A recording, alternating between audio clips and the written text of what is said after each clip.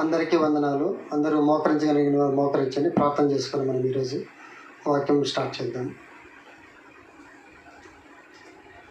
పరిశుద్ధమైన తండ్రి, ప్రేమ నమ్మకం గల దేవ, మీ పరిశుద్ధమైన పాదాలకు మీ కుమారుడు మా ప్రభు అయిన యేసుక్రీస్తు ప్రభు పరిశుద్ధమైన నామములో వందనాలు చెల్లిస్తున్నాం తండ్రి. మరొక దినం తండ్రి సజీవ లెక్కలో కాపాడేందుకు మీకు వందనాలు చెల్లిస్తున్నాం తండ్రి.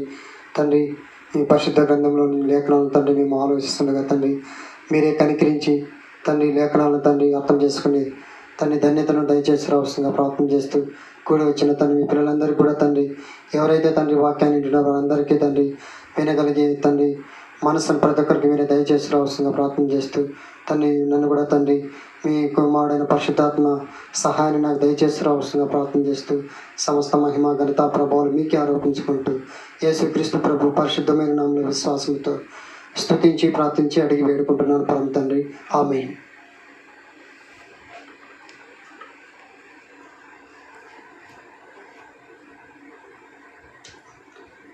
మనం ఒక వాక్యం చదువుకొని ఈరోజు పాఠ భాగంలోకి వెళ్దాము. అపోస్తలుడైన పౌలు గారు కొలస్సీలకు రాస్తూ 4వ అధ్యాయం 2వ వచనం చదువుకుందాము.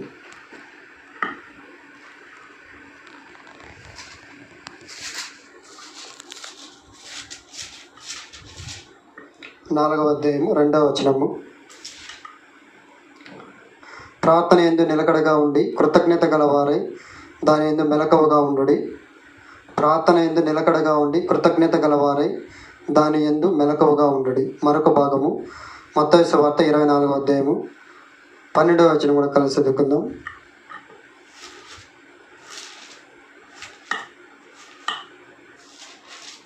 మత్తయి సువార్త 24వ అధ్యాయము 12వ వచనము.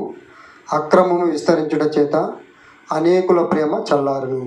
అక్రమము విస్తరించుట చేత అనేకుల ప్రేమ చల్లారును. కాబట్టి ఇప్పుడు ఈ అంత్య దినములలో ప్రభు యొక్క రెండవ రాకడకు సంబంధించిన అనేక సూచనలు జరుగుతున్నాయి.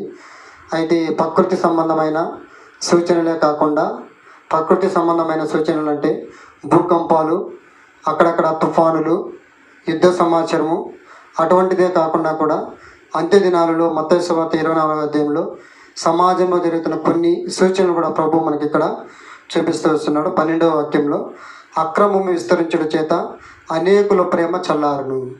కాబట్టి ఇప్పుడున్న లోకంలో అనేకుల ప్రేమ చల్లారిపోతూ వస్తుందన్నమాట. కాబట్టి దీనికి సంబంధించిందిగా మనము అపోస్తలుడైన పౌలు గారు తిమోతికి రాస్తూ 2వ తిమోతి పత్రిక రాస్తూ 3వ అధ్యాయం 1-2 వచనాల్లో మనం చూసుకుంటే ఇక్కడ కొన్ని విలువైన వాక్యాలు ఉన్నాయి. వాటిని మనం ఒకసారి చదువుకొని ఈరోజు పాఠ్య భాగంలోకి వెళ్దాము. తిమోతికి రాసిన 2వ పత్రిక అపోస్తలుడైన పౌలు గారు 3వ అధ్యాయము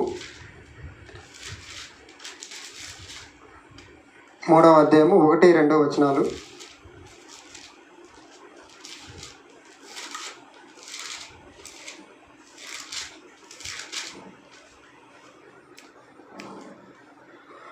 అంత్య దినములలో అపాయకరమైన కాలములు వచ్చునని తెలుసుకున్నాము.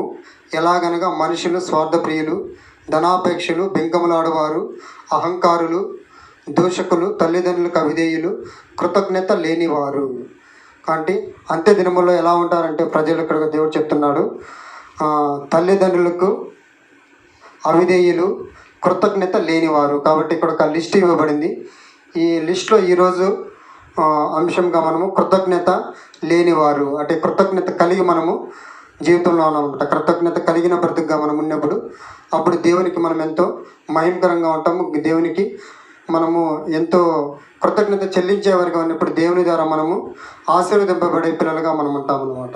ఇక్కడ అపోస్తలుడైన పౌలు గారు తిమోతికి రాస్తూ ఏం చెప్తున్నారంటే, నీవైతే కృతజ్ఞత కలిగి ఉండు, ఎవరైతే కృతజ్ఞతగా లేనివారుగా ఉంటారో వారి దగ్గర నుంచి నువ్వు దూరంగా ఉండు అని చెప్పేసి కూడా అపోస్తలుడైన పౌలు గారు తిమోతికి రాస్తూ ఉన్నారు.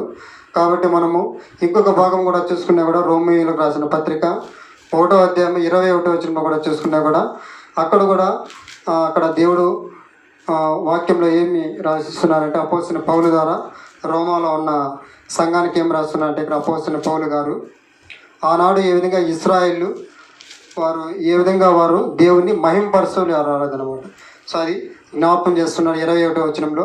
మరియు వారు దేవుని ఎరిగి ఆయనను దేవునిగా మహిమపరచలేదు, కృతజ్ఞతాస్తుతులు చెల్లింపను లేదు, కానీ తమ వాదములు యందు వ్యర్థులయ్యి. దాదాపుగా 40 సంవత్సరములు అపోస్తలులు ఆయన పౌలు గారు జ్ఞాపకం చేస్తూ ఉన్నాడు.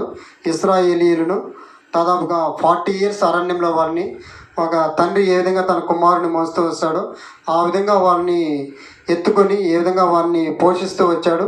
అయినా వాళ్ళు ఇశ్రాయేలు దేవుణ్ణి మహిమపరచడం లేదు, దేవునికి కృతజ్ఞతాస్తుతులు చెల్లించకుండా వారి యొక్క వాదముల యందు వారు ఏమవుతారంటే వ్యర్థులైపోతూ వచ్చారన్నమాట.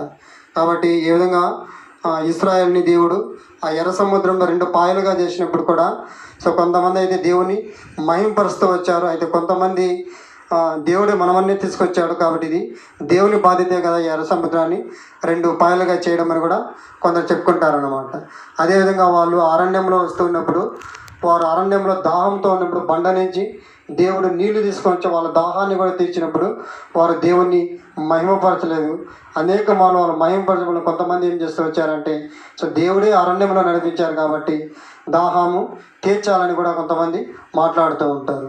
కాబట్టి వారు మాంసాపేక్షంతో ఉన్నప్పుడు ఆకాశం నుంచి దేవుడు వారికి పూరేరును కురిపిస్తూ వచ్చి వారి యొక్క ఆకలిని కూడా తీరుస్తూ వచ్చాడు.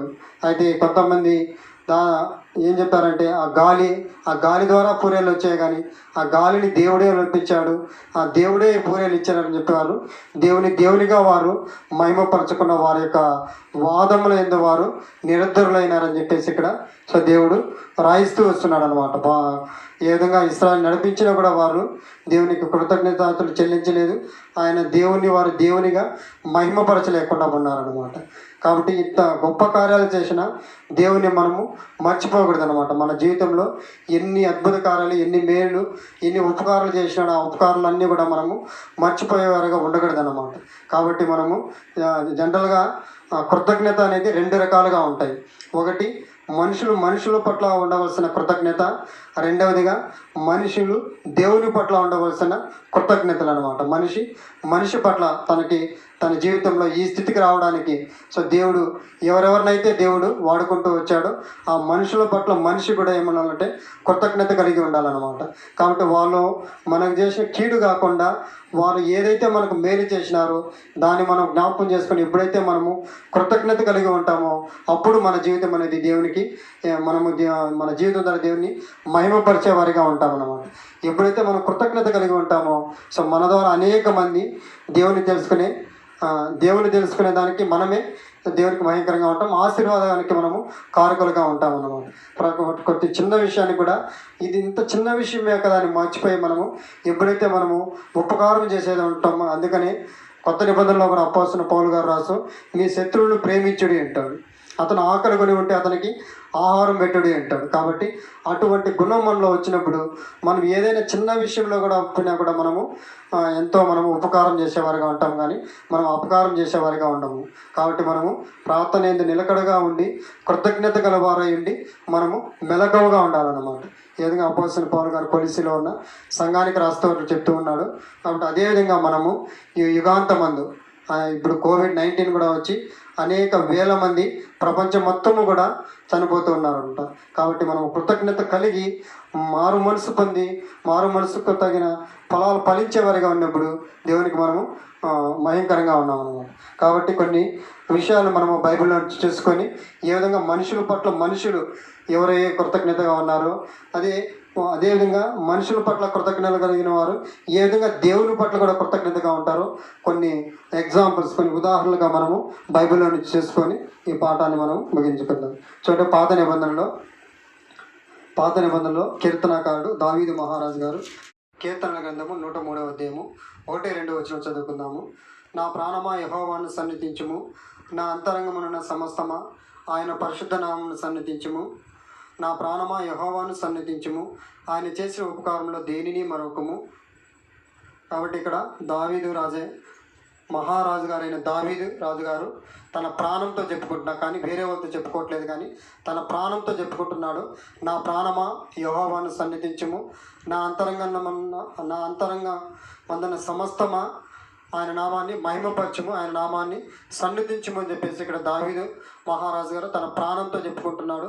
ఏ విధంగా తను తల్లి గర్భంలోని రూపింపించింది మొదలుకొని రాజుగా చేసేంత వరకు కూడా తన ప్రాణానికి కావాల్సిన ప్రతి ఒక్కటి కూడా దేవుడు ఏ విధంగా తీరుస్తూ వస్తాడు దాని అంతా కూడా జ్ఞాపకం చేసుకొని ఎంతో డీప్గా దావీదు మహారాజు రాజు అయినప్పటికీ కూడా దేవుని సన్నిధిలో తగ్గించుకొని, నా ప్రాణమా యెహోవాను సన్నిధించుము, నా అంతరంగమున్న సమస్తమా యెహోవాను సన్నిధించమని చెప్పేసి తన ప్రాణంతో తను చెప్పుకుంటూ ఉన్నాడన్నమాట. కాబట్టి రాజు అయినప్పటికీ కూడా దినంకి 7 సార్లు మోకరించి దేవుణ్ణి స్తుతించేవాడిగా దావీదు మహారాజు ఉన్నాడనమాట. అటువంటి దావీదు మహారాజు ఏ విధంగా మనుషుల పట్ల దయ కలిగి ఉన్నాడు, అదేవిధంగా ఏ విధంగా తన తండ్రి అయిన దేవుని పట్ల దయ కలిగి ఉన్నాడు, కొన్ని లేఖనాల ఆధారంగా కొన్ని మనం చూసుకొని మనం ముందుకు సాగుదాము. రెండవ సమూయేలు గ్రంథము 2వ పుస్తకము, సమూయేలు గ్రంథము 2వ పుస్తకము 9వ అధ్యాయంలో ఒక సందర్భాన్ని చూసుకొని మనము ముందుకు పోదాము. 2వ సమూయేలు 9వ అధ్యాయము, 2వ సమూయేలు 9వ అధ్యాయము 1వ వచనంలో, యోనాతానును బట్టి నేను ఉపకారము చూపుటకు సౌలు కుటుంబంలో ఎవడైనా కలడా అని దావీదు అడిగాను. ఇక్కడ దావీదు తన రాజుగా చేయబడిన తర్వాత యోనాతాను కుటుంబంలో నేను ఉపకారం చేయుటకు ఎవడైనా కలగడా అని చెప్పి తన రాజ్యంలో రాజు అయిన తర్వాత ఏ విధంగా దేవుడు తనను ఆశీర్వదించి గొర్రెల మేపే ఉండేవాడిని. బండలపైన, వర్షంలోన, ఎండలోన ఎండుతూ ఏ విధంగా గొర్రెల దడ్డిలో ఉన్న దావీదును ఏ విధంగా దేవుడు సమూయేలు ద్వారా అభిషేకించి తన యొక్క కృపనిచ్చి ఏ విధంగా రాజు చేసినప్పుడు, దేవుడు తన రాజుగా చేసినప్పుడు దావీదు మహారాజు ఆ యొక్క ఉపకారాన్ని మర్చిపోకుండా నేను ఈ స్థితిలోకి రావడానికి ఎవరైతే కారణంగా ఉన్నారో వారికి నేను ఏ విధంగానైనా నేను ఉపకారం చేయాలా, ఏ విధంగా నేను కృతజ్ఞతగా ఉండాలని చెప్పేసి అప్పుడు తన రాజ్యంలో ఎంక్వైరీ చేస్తున్నాడు. తన రాజ్యంలో ఎంక్వైరీ చేసి యోనాతాను కుటుంబంలో, యోనాతాను దావీదుకి ఎంతో ఫ్రెండ్ అనమాట, ఎంతో స్నేహితుడు. యోనాతానుకి ఏ విధంగా తను ఈ స్థితికి రావడానికి ఒక్కొక్క మెట్టు ఎక్కి ఇట్లా ప్రపంచం మొత్తం కూడా పరిపాలించేదానికి రాజ్యదండాన్ని నా చేతికి ఇచ్చిన దేవుడిచ్చాను నా చేతికి, అంటే ఈ స్థితికి రావడానికి మనుషులు నాకు సహాయం చేసిన యోనాతాను, నా ఫ్రెండ్కి నేను సహాయం చేయడానికి యోనాతాను కుటుంబంలో ఎవరైనా ఉన్నారా అని చెప్పేసి తన రాజ్యంలో ఎంక్వైరీ చేసినప్పుడు అప్పుడు సౌలు కుటుంబంలో సౌలు కుమారుడైన యోనాతాను కుమారుడైన ఒక సౌలు కుటుంబంలో ఒక సేవకుడైన షెబా అనే ఉంటాడు. ఆ షెబాను అడిగినప్పుడు యోనాతాను కుమారుడైన ఒక అతను మెఫీబోషెత్ అనే ఒక అతను ఉంటాడనమాట. అతను లోదేబారులో ఉంటాడు. అతను పిలిపిస్తాడనమాట. దావీదు మహారాజు అతన్ని పిలిపిస్తాడు. అయితే అతన్ని పిలిపించేదానికి ముందు సౌలు కుటుంబం ఎలాంటి కుటుంబం అంటే సౌలు దావీదు ప్రాణాన్ని తీయడానికి దావీదు తరిమినటువంటి వాడనమాట సౌలు. అయినప్పటికీ కూడా అంటే ఆ అపకారాన్ని గుర్తు చేసుకోకుండా దావీదు మహారాజు ఏం గుర్తు చేసుకున్నారంటే తన కుమారుడైన యోనాతాను చేసిన ఆ యొక్క హెల్ప్ని, ఆ యొక్క ఉపకారాన్ని జ్ఞాపకం చేసుకొని దాని ఉపకారాన్ని బదులుగా నేను కూడా కృతజ్ఞతగా ఉండాలి, నేను అతనికి సహాయం చేయాలనే ఉద్దేశంతో యోనాతాను కుమారుడైన మెఫీబోషెతును తన రాజ్యానికి పిలిపిస్తూ వచ్చాడనమాట. అయితే మెఫీబోషెతు దావీదు మహారాజు దగ్గరికి వచ్చినప్పుడు మనం 11, 12 వచనాలు చదివినప్పుడు అక్కడ ఏముంటుందంటే చూడండి, 11:9 అధ్యాయం 11వ వచనంలో చూసినప్పుడు లేదా మనం 8, 9 వచనంలో చూసినప్పుడు అంతటా అతడు నమస్కరించి, చచ్చిన కుక్క వంటి వాడైన నాడెల నువ్వు దయచూపుడుకు నీ దాసునగు నేను ఎంతటి వాడును అనెను.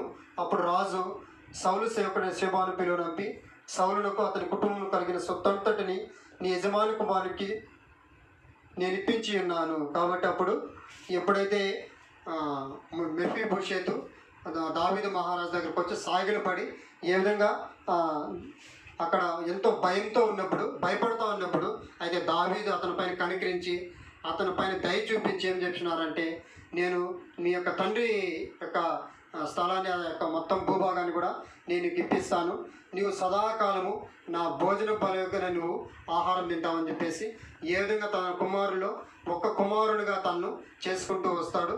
కాబట్టి ఆ విధంగా కూడా శత్రువును కూడా ప్రేమించే విధంగా దావీదు మహారాజు ఉంటాడన్నమాట. అంటే అటువంటి పరిస్థితుల్లో కూడా తన ప్రాణాన్ని చూపించే తన ప్రాణాన్ని తీయజేసిన సౌలు యొక్క కుమారుడైన యోనాతాను కుమారుని పట్ల దావీదు మహారాజు ఎంతో కృప చూపిస్తూ వచ్చాడు, ఎంతో దయ చూపిస్తూ వచ్చాడు, కృతజ్ఞతాభావం కలిగి ఉంటూ వచ్చాడు అన్నమాట. తనలో ఉన్న ఆ యొక్క శత్రువు కుమారుడని అతను చూడలేదు, కానీ తనలో ఉన్న 2 కాళ్ళు కుంటివాడైనప్పటికీ కూడా సో తను ప్రేమించి తన బలయోగ్యనే అతను సదాకాలము నా బలయోగ్యనే నువ్వు ఆహారం భోంచేస్తావని చెప్పేసి సో ఎంతో అతన్ని ప్రేమిస్తూ వస్తాడనమాట దావీదు మహారాజు. సో అదేవిధంగా ఏ విధంగా దావీదు మహారాజు మనము కీర్తన అయితే దావీదు మహారాజు మెఫీబోషెతు ఎడల కనికరం చూపిస్తూ వచ్చాడు, ఉపకారం చేస్తూ వచ్చాడు. అయితే మెఫీబోషెతు కూడా నా పట్ల ఇంత కనికరం చూపించిన దావీదు మహారాజు పట్ల నేను కూడా కనికరింపజెప్పాలని చెప్పేసి అదే సమూయేలు రాసిన 2వ గ్రంథము మనము 19వ అధ్యాయం 24వ వచనంలో చూసినారంటే సో దావీదు తన కుమారుడైన అబ్షాలోము సో తనకు వ్యతిరేకంగా దావీదు మహారాజు గారిని చంపాలని చూసినప్పుడు సో దావీదు అరణ్యంలోకి వెళ్ళి కొండల ప్రాంతంలోకి వెళ్ళి సో తిరిగి అతను రాజ్యంలో చేరేంత వరకు కూడా ఈ మెఫీబోషెతు అనే అతను 2 కుంటివాడైనప్పటికీ కూడా సో తను బట్టలు ఉతుక్కోలేదు, తన యొక్క గడ్డం తీసివేసుకోలేదు, తన చెప్పులు కూడా తొడుక్కోలేదు అనమాట. అంటే ఆ విధంగా దావీదు కొరకు నేను కూడా ఏదైనా ఉపకారం చేయాలా, నేను కూడా ఏదైనా దావీదు కొరకు కృతజ్ఞత కలిగి ఉండాలని చెప్పేసి అటువంటి తీర్మానించుకొని దావీదు తిరిగి రాజ్యంలోకి వచ్చేంత వరకు కూడా అలా ఉంటూ వచ్చాడనమాట మెఫీబోషెతు. కాబట్టి దావీదు కూడా మెఫీబోషెతులో కనికరం కలిగి ఉంటాడు, మెఫీబోషెతు కూడా దావీదు ఎడల కృతజ్ఞత కలిగి ఉంటూ వచ్చాడనమాట. అదేవిధంగా దావీదు మహారాజు కూడా కీర్తనలో 106వ అధ్యాయం మనం చూసుకున్నారంటే 106వ అధ్యాయం 1వ వచనంలో కీర్తనల గ్రంథం 106వ అధ్యాయము 1వ వచనంలో చూసుకుంటే మనము 106వ అధ్యాయం 1వ వచనంలో యెహోవా దయాళుడు, ఆయనకు కృతజ్ఞతాస్తుతులు చెల్లించుడు, ఆయన కృప నిత్యముండును. కాబట్టి యెహోవా దయాళుడు, ఆయనకు కృతజ్ఞతాస్తుతులు చెల్లించుడి, ఆయన కృప నిత్యము ఉండును. కాబట్టి దేవుడు దావీదుకు ప్రతి ఒక్క ప్లేస్లో ఎక్కడ అయితే తను వెళ్తాడో, ఎక్కడ యుద్ధానికి వెళ్ళినా కూడా ప్రతి ఒక్క చోట కూడా దావీదుకి దేవుడు విజయాన్ని అనుగ్రహిస్తూ వచ్చాడనమాట.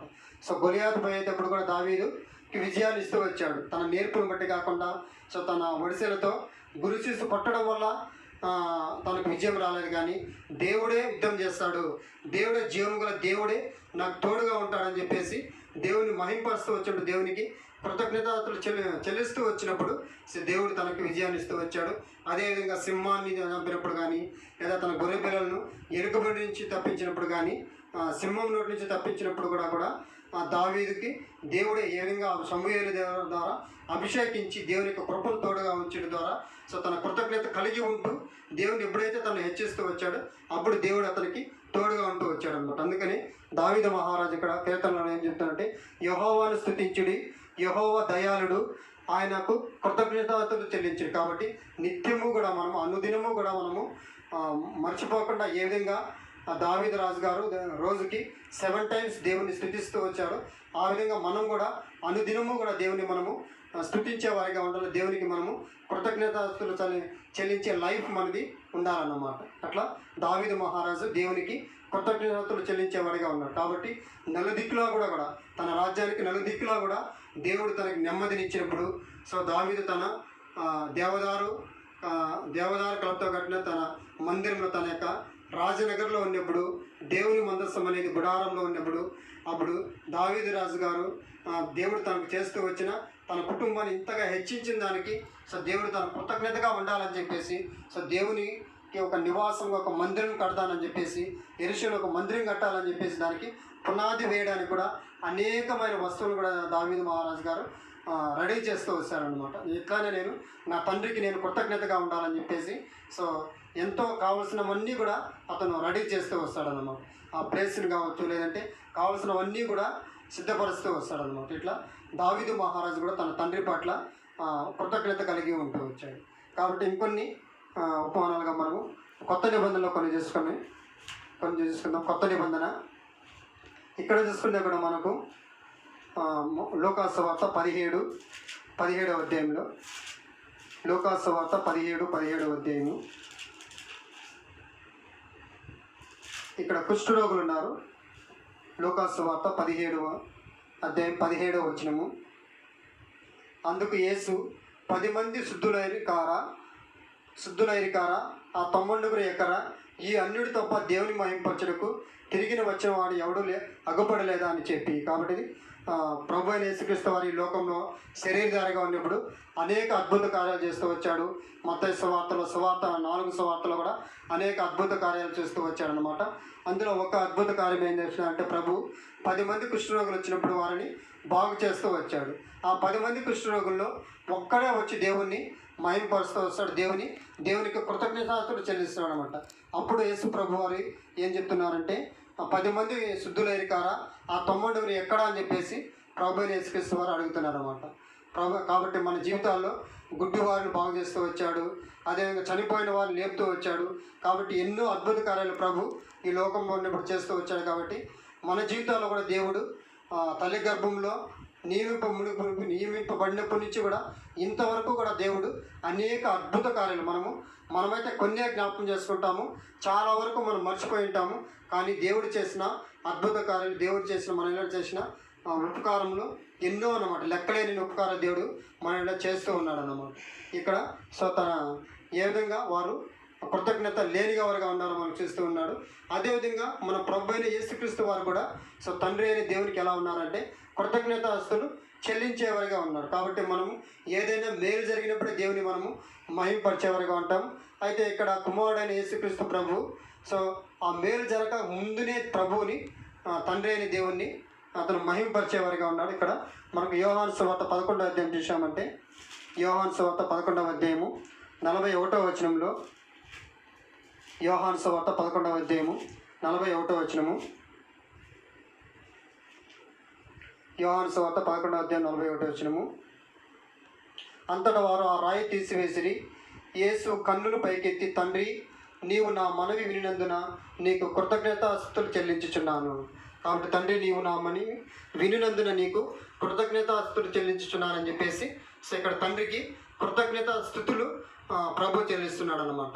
ఎప్పుడైతే ఆ చనిపోయిన లాజరును అంటే సమాధిలో చేయబడిన లాజరును లేపడానికి ముందుగానే, అంటే లాజరు సమాధి నుంచి లేపడానికి ముందునే ఇక్కడ ప్రభు ఏం చేస్తుంటే, తండ్రి, నువ్వు నా మాట విన్నందుకు నేను నీకు కృతజ్ఞతాస్తుతులు చెల్లిస్తున్నానని చెప్పేసి ముందునే కృతజ్ఞతాస్తుతులు చెల్లిస్తున్నాడు అనమాట. కాబట్టి ఎప్పుడైతే మనం కృతజ్ఞతాస్తుతులు చెల్లించేవారిగా ఉంటామో దేవుడు మన పట్ల అద్భుత కార్యాలు చేస్తాడు.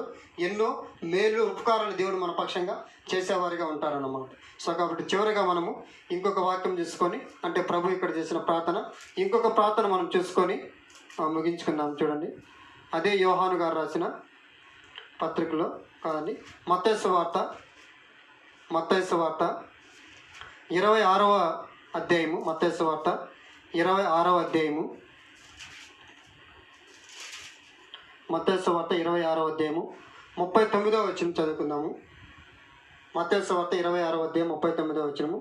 కొంత దూరం వెళ్ళి సాగిలపడి, నా తండ్రి, సాధ్యమైతే ఈ గిన్నె నా ఇద్దరు నుండి తొలగిపోనిమ్ము, ఆయనను నా ఇష్ట ప్రకారం కాదు, నీ చిత్తమే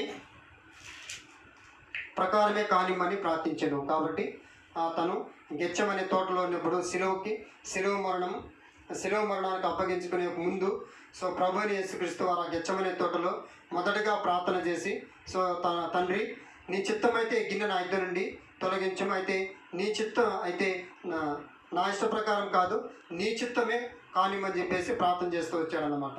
కాబట్టి తన శరీరధారిగా ఈ లోకంలో ఉన్నప్పుడు మనకి హెబ్రీ పత్రిక 5వ అధ్యాయం 7వ వచనంలో చూసినా కూడా మహారోదనతోనూ కన్నీటితోనూ తనను దినిచ్చి విడిపింపగల వారికి కృతజ్ఞతలు యాచనలు అర్పించని చెప్పేసి మనకి హెబ్రీ 5:7లో ఉంటుంది. తర్వాత మనం దాన్ని చదువుకోండి. కాబట్టి తాను ఆ విధంగా దేవునికి కృతజ్ఞతాపూర్వకంగా తండ్రి అయిన దేవునికి అతను కృతజ్ఞతగా ఉంటూ వచ్చాడనమాట. కాబట్టి అనేక సందర్భాలు కుష్ఠవారిని బాగు చేసినప్పుడు, గుడ్డివారిని బాగు చేసినప్పుడు, 5 రొట్టెలు 2 చేపలు 5,000 మందికి పంచిపెట్టినప్పుడు, అనేక అద్భుత కార్యాలు చేసినప్పుడు తండ్రి తన మాటను వింటూ వచ్చాడు. తండ్రి కుమారుని మహింపరుస్తూ వచ్చాడన్నమాట. అయితే ఎప్పుడైతే మనం కృతజ్ఞత కలిగి ఉంటామో ఆ కృతజ్ఞత అనేది ఏంటంటే మనల్ని మరణాన్ని కూడా తీసుకెళ్ళిపోతున్నట్టు. అంటే తండ్రి కొరకు ప్రాణాన్ని కూడా అర్పించే స్థితికి కూడా మనల్ని తీసుకెళ్తుంది అన్నమాట. కాబట్టి ఇక్కడ ఒక సందర్భం, ఒక ఎగ్జాంపుల్గా తీసుకుంటాను. మీకు ప్రభాకర్ పిల్ల తెలిసింది. అతని దగ్గరకు ఒక విలేకరు వెళ్ళినప్పుడు ఆ విలేకరి అడిగిన ప్రశ్నకు అంటే అక్కడున్న కొందరు తన అనుచరులతో అతను అంటే వీళ్ళు ఇంతమంది నిన్ను ఫాలో అవుతున్నారు, సో దీనికి రీజన్ ఏమైనప్పుడు సో అతను నా కొరకు మీరు ఏం చేస్తారు అని ప్రభాకర్ పిల్లై నా కొరకు మీరు చనిపోతారని ఇద్దరు అడిగిన వాళ్ళిద్దరు ఇమ్మీడియట్గా సైనైడ్ వేసుకొని చనిపోతూ వస్తారనమాట. సో దానికి అక్కడ ఉంటున్న విలేకరు ఎంతో ఆశ్చర్యపడి ఇంతగా వాళ్ళు చనిపోవడానికి కారణం ఏమని చెప్పేసి ప్రభాకర్ పిల్లని అడిగినప్పుడు నేను వారికి ఎంత చేసినానో వాళ్ళకి తెలుసు కాబట్టి సో వారు ఈ విధంగా వాళ్ళు చేసినారు అని చెప్పేసి అతను చెప్తాడనమాట. కాబట్టి ఎప్పుడైతే మనం ఒక కృతజ్ఞతా భావం మనలో ఉంటుందో అప్పుడు మనం ఏం చేస్తామంటే ప్రాణాలు ఇచ్చేదానికి కూడా మనము ఆ కృతజ్ఞత అనేది విధేయత తీసుకొని వస్తుంది. ఆ కృతజ్ఞత ఆ విధేయత ద్వారా మనము మన ప్రభు కొరకు మనము ప్రాణాలు ఇచ్చేదానికి కూడా మనము వెనుకాడము అన్నమాట. ఇక్కడ ప్రభు అని యేసుక్రీస్తు ప్రభు కూడా సో తన తండ్రి కొరకు ఇన్నిసార్లు దేవుడు అంటే ఎవరైనా మనకి సహాయం చేసినప్పుడు ఒక 10 సార్లు అడిగామనుకోండి, మళ్ళీ 11వ సార్లు అడగాలంటే మనము కొద్దిగా సంకోచిస్తామన్నమాట. కాబట్టి ఇక్కడ ప్రభు కూడా ఏ విధంగా శరీరధారిగా అదే సమయంలో కంప్లీట్గా దేవుడు, అదే సమయంలో కంప్లీట్గా మానవుడు కూడా అన్నమాట. ప్రభు శరీరధారిగా ఈ లోకానికి వచ్చాడు. అటువంటి ప్రభువు ఎన్నోసార్లు తండ్రిని అడిగి సో తన ప్రార్థనకు జవాబు పొందుతూ వచ్చాడు. అయితే ఈసారి తండ్రికి నేనే అప్పగించుకుంటానని చెప్పేసి సో తండ్రి నా చిత్తం కాదు నీ ఇష్టం ప్రకారమే కానిమని చెప్పేసి ప్రార్థన చేసి సో తను అప్పగించుకుంటూ వచ్చాడనమాట. తను అప్పగించుకుంటూ వచ్చి సో ఒకవేళ తను శిలువలో మరణించినా కూడా తిరిగి సజీవుడిగా 3వ దినమున తను సజీవుడిగా లేపుతానమాట.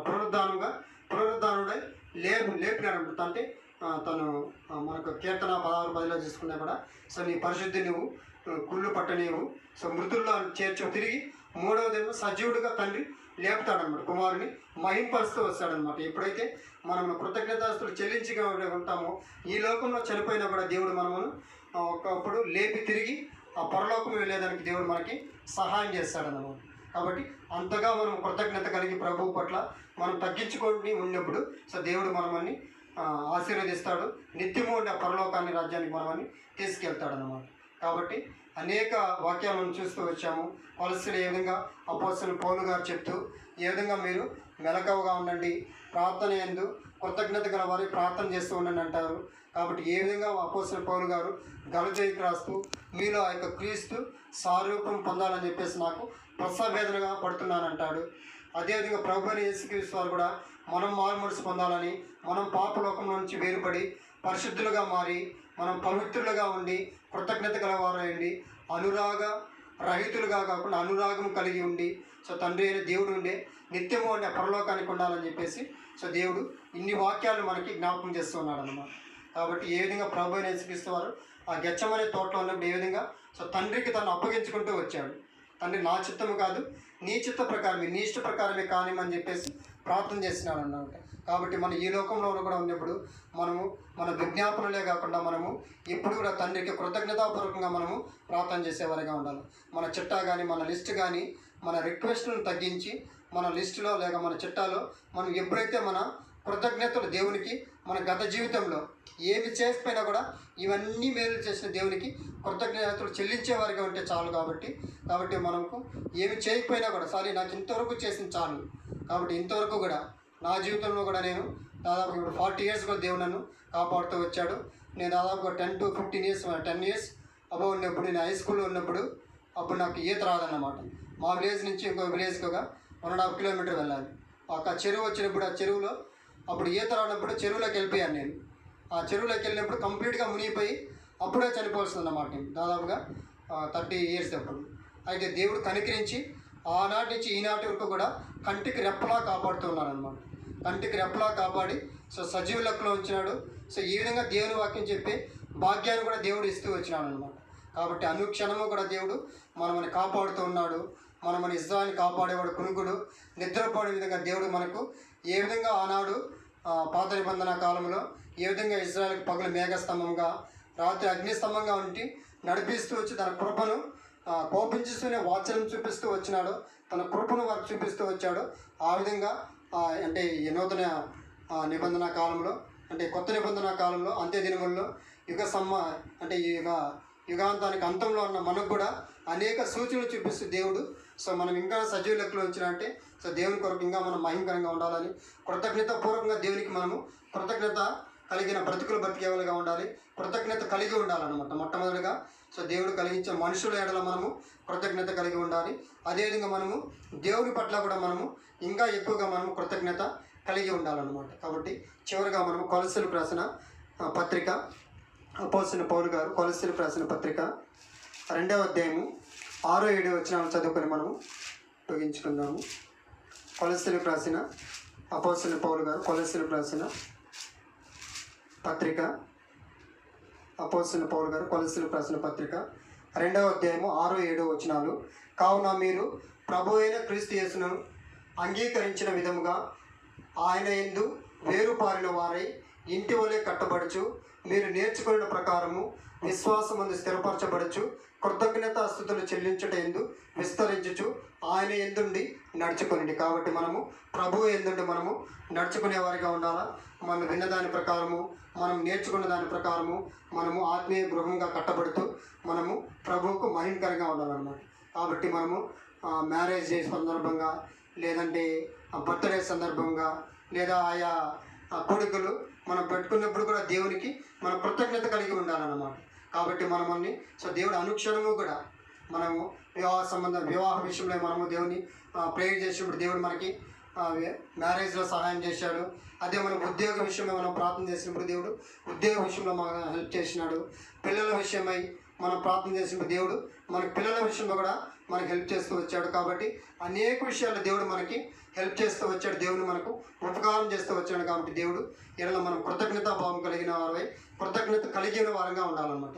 ఎవరైతే కృతజ్ఞత లేని వారిగా ఉంటారో అటువంటి వారికి మనము దూరంగా ఉండాలని చెప్పేసి అపోస్తలుడైన పౌలు గారు తన ముద్దుల కుమారుడైన తిమోతి గారికి పత్రిక రాస్తూ 3వ అధ్యాయం 2వ వచనం చెప్తూ ఉన్నారు.